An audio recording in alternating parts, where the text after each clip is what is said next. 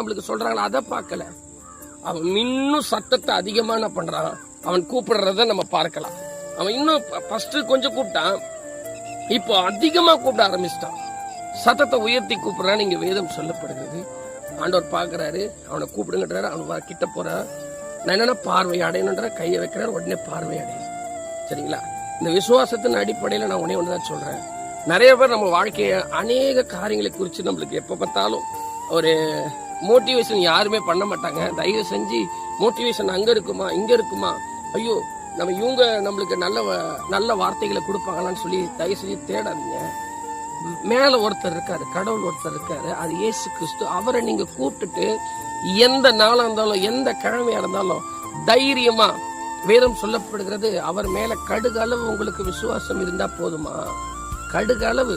நீங்க வீட்டுக்கு போய் பாருங்க, சமையல் கட்டுல அன்றாடம் யூஸ் பண்ற ஒரு சின்ன கடுகு தான்